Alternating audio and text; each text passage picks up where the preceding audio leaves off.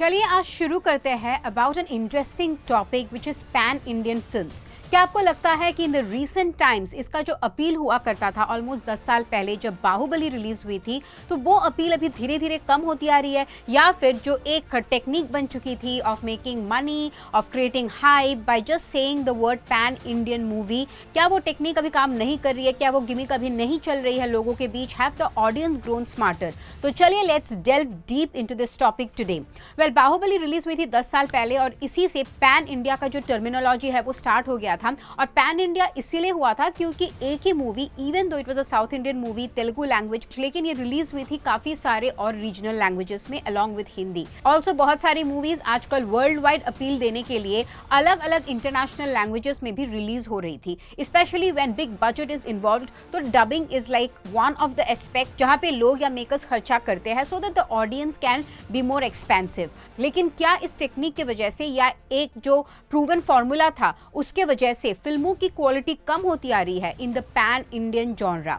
क्योंकि रिसेंटली हमने जितने भी पैन इंडियन फिल्म्स देखे हैं, चाहे वो देवरा हो या कंगुवा हो, तो इन सब मूवीज की जितनी बिजनेस होनी चाहिए थी कंसिडरिंग द मैसिव बजट, उतनी नहीं हो पाई। तो क्या ऑडियंस आजकल पैन इंडिया फिल्म सुन के नहीं देखने जाती है?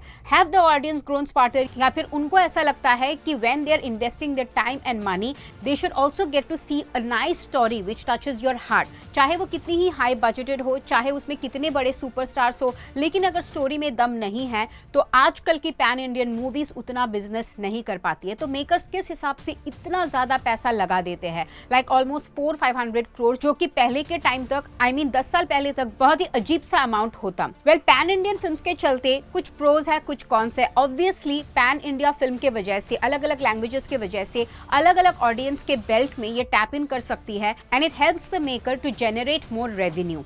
और फिर हाई बजटेड होने की वजह से you also have to check कि वो बजट का एक रिटर्न आए। तो ऑब्वियसली अलग अलग ऑडियंस देखेगी तो रिटर्न ऑन इन्वेस्टमेंट का परसेंटेज बढ़ जाता है। However you have to remember that it is not just because of the budget या just because of the name of the superstar कि लोग मूवी देखने आ रहे हैं। They are also coming to watch the story line, जो कि बाहुबली या बाहुबली 2 में दमदार थी और इसी वजह से ये मूवीज चली भी थी। इट्स नॉट कि ये सिर्फ हाई बजटेड थी या फिर ये पैन इंडियन मूवी थी या फिर प्रभास इस मूवी में थे, उसके अलावा मूवी सच में अच्छी थी।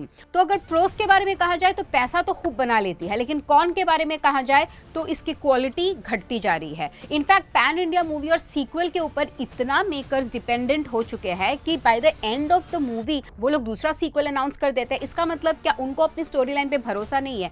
क्या उनको बस वो जनरेट करने के लिए कि लोग एंटिसिपेट करे तो लटका के रखते हैं? तो अगर वो मूवी थोड़ी सबस्टैंडर्ड भी हो, there is something to look forward to. क्या ऐसी मेंटालिटी बन चुकी है behind the concept of sequels? क्योंकि अगर हम देखते हैं अबाउट कंगुवा या फिर गोट या फिर देवरा, ये सब बड़े सुपरस्टार्स की मूवी थी, बड़े बजटेड मूवी थी, लेकिन कहानी में एक्चुअली दम नहीं था। तो इसी वजह से ये मूवी चली नहीं, उतना रेवेन्यू जनरेट नहीं कर पाई, जिसके लिए लॉस किसका हुआ? ऑब्वियसली मेकर्स का एंड प्रोड्यूसर्स का। और अगर हम पैन इंडिया मूवी के बारे में ना भी बोले, अगर हम इंडियन मूवीज के बारे में भी बोले जहां पे स्टोरी लाइन दमदार नहीं थी लेकिन बजट अच्छे थे या अच्छे सुपरस्टार्स थे, उसके बावजूद मूवी नहीं चली। चाहे आप देख लो जिगरा हो या युद्रा हो या फिर सिंघम अगेन हो, ये कोई भी मूवीज नहीं चली because people didn't like the story line. So audiences have actually started accepting things which might be less budgeted लेकिन धमाकेदार स्टोरी लाइन हो, और अगर बहुत बड़ा सुपरस्टार ना भी हो तो चलेगा। अब जैसे कि फॉर एग्जाम्पल कांतारा मूवी,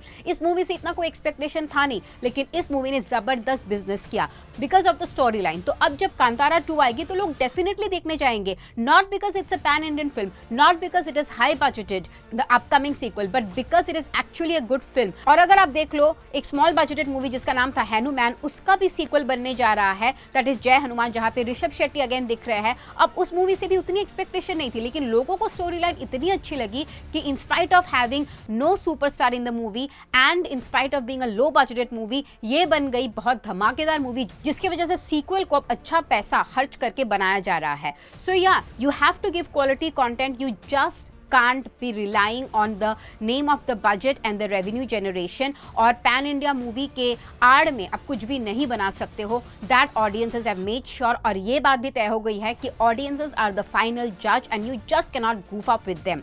और अगर बात कहें about the representation also तो पैन इंडिया के चक्कर में ना अब अलग अलग प्रांत के एक्टरों को भी अपने फिल्मों में रख लेते हो, which is not bad, that is inclusivity. लेकिन उसके चक्कर में आप जो कस्टम या कल्चर दर्शाते थे पहले अपने मूवीज में, स्पेशली साउथ इंडियन मूवी से ये पैन इंडिया का कल्चर शुरू हुआ, तो वो जितना अपने रीजन को या कल्चर को दर्शाते थे अब उस चीज को थोड़ा थोड़ा डाइल्यूट किया जा रहा है क्योंकि it will not appeal to a wider audience otherwise. और फिर ये सब मूवीज स्ट्रैटेजीज भी लगाती है, जैसे कि पुष्पा 2 ने स्ट्रैटेजी लगाया था कि पहले 10 दिन तक from its release no other movie can run in the theatre. अगर वो वैसी स्ट्रैटेजी नहीं होती तो शायद पुष्पा 2 भी उतनी बिजनेस नहीं कर पाती, but otherwise Pushpa 2 is actually a mass entertaining movie. I mean even if it is not like a very solid story line but there is something that audiences can derive from. इसी वजह से भी ये movie चली. But हाँ, ये सब strategies भी लगाते हैं बड़े बड़े फिल्म मेकर्स क्योंकि बजट तो इनके पास होता ही है, तो screen owners, theatre owners also give in to their demands. So ये थे कुछ pros and cons of pan Indian movies and the declining popularity of pan Indian movies and sequels. आपका क्या कहना है इस बारे में?